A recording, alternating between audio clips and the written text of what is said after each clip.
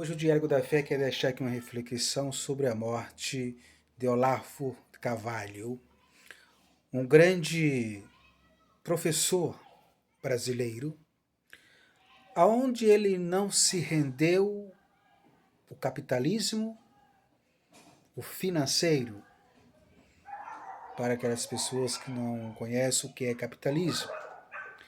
Aqueles que fazem tudo por dinheiro, pensando só no lucro. Mas antes, se inscrevam no meu canal Diálogo da Fé.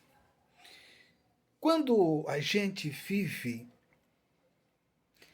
num país onde a cultura, a educação é assim desvalorizada por qualquer governo que falava de educação, de formação, de interpretação de texto, de regras de três. Nós vimos isso na campanha política. E o cara que ganhou não sabe interpretar nenhum texto e não sabe regra de três e não sabe valorizar aquilo que o Brasil tem de bom, que é a classe artística brasileira que emprega muita gente. E ele transfere como se aquele dinheiro da Rouanet fosse assim a mãe de todos os artistas, mas na realidade não é. Por que isto? Porque a gente olhou na história de Olavo de Carvalho, morando num país, os Estados Unidos, ele plantou a sua semente discutindo, estudando, pesquisando o mundo na história atual que ele estava vivendo. E ele ia passando com seus estudos, com seus ensinos, aquilo que as pessoas queriam aprender. Evidente que ele apoiou o governo que aí está, mas ele foi categórico e disse: como é que vocês dizem que eu sou um guru de alguém que eu vi uma só vez por 2 minutos, com mais de 30 pessoas ao redor, e falei com ele por telefone 2 ou 3 vezes. Como é que vocês dizem que eu sou guru de uma pessoa dessa?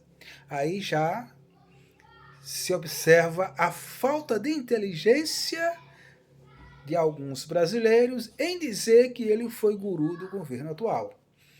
Falta, né, de cultura. Quando eu falo falta de cultura, é falta de conhecimento, falta de estudo, falta de pesquisa e falta de bom senso e responsabilidade. Muito bem. A morte desse cidadão, ele traz uma reflexão também. Se ele morreu de consequência do Covid ou de outra enfermidade, e isto dá para a gente parar para pensar que muitas pessoas famosas brasileiras, ou negacionistas ou não negacionistas, perderam as suas vidas, foram ceifadas desse lugar por essa enfermidade. Então nós não sabemos o significado e nem o porquê de tantas pessoas ainda negar que no espaço há chance de você tomar um medicamento, uma vacina, que possa ajudar você a pegar essa infeliz doença e que seja uma coisa fraca e não tire a sua própria vida.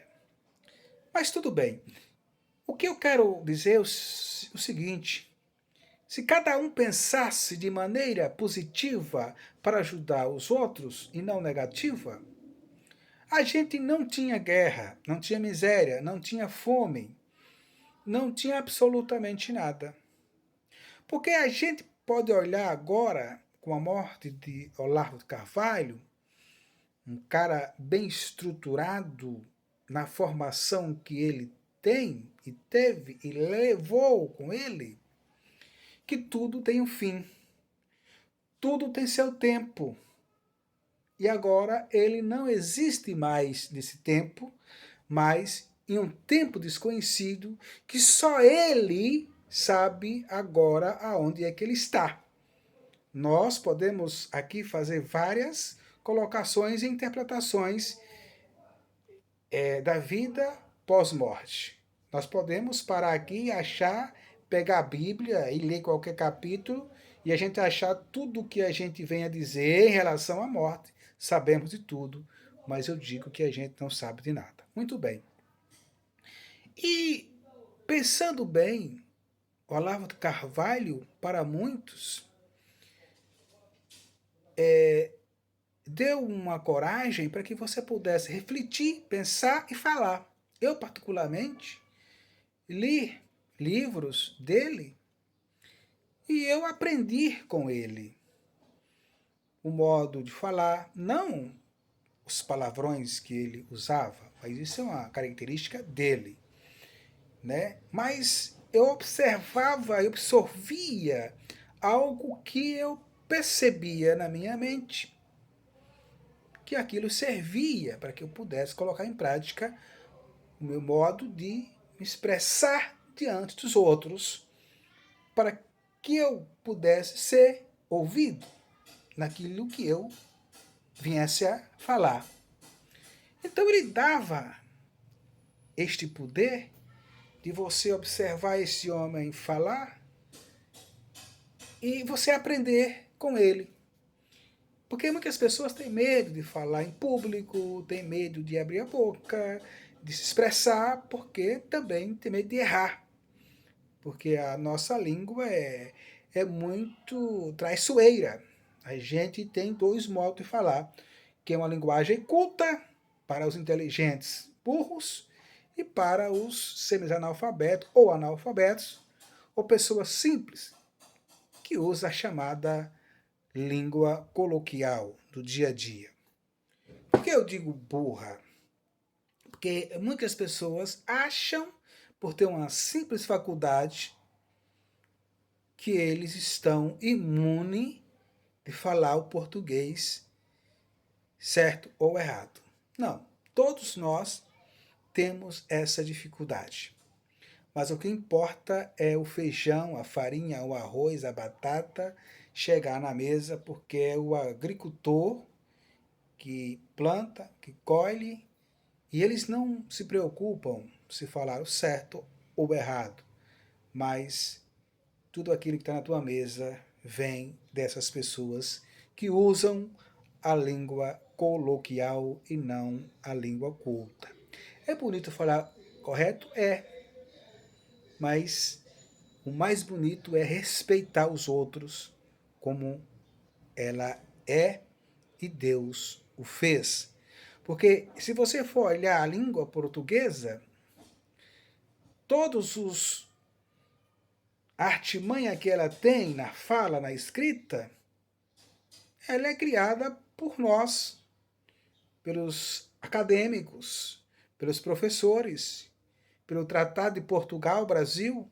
Quer dizer, existe esta malandragem linguística que é colocada na vida da gente para que se fale corretamente, para que sejam ouvidos no horizonte dos ricos. Muito bem. Mas Olavo de Carvalho, por ser tudo isto, na formação, segundo eu estou sabendo, que nenhum diploma ele foi buscar, que não tinha serventia para nada. O que tem e o que ele teve foi a tua formação, foi o teu legado, foi o que ele deixou para as gerações futuras. Não política, mas para que você possa ser um pensador e com o seu pensamento você possa levar adiante com muita sabedoria, com muita responsabilidade, com muito caráter e com esse Deus que nos colocou nesse planeta e que um dia ele vai levar a gente de volta à casa grande, não a do Bolsonaro, mas a de Deus, aonde todos têm que se reunir na mesa do Senhor lá um dia.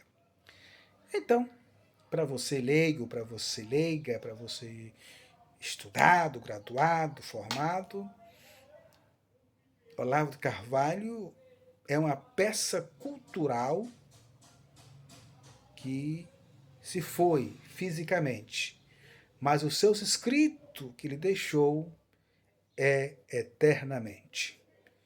Que Deus abençoe a todos, que Jesus Cristo nos conceda a graça de ficar mais um pouquinho aqui nesse planeta e que esse Covid seja assim ceifado rapidamente pela mão e o cajado de Jesus Cristo, porque muitas pessoas estão sofrendo por ter perdido seus entes queridos.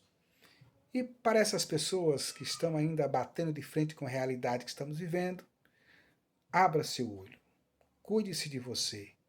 Não faça da sua vida um partido político e nem de um presidente A, B ou C. Seja o seu presidente, seja o seu juiz, seja o seu senhor, seja a tua guia, seja a luz que ilumine o teu caminho. É você, é eu, que podemos escolher para os nossos filhos e filhas. Não é político, não é ninguém.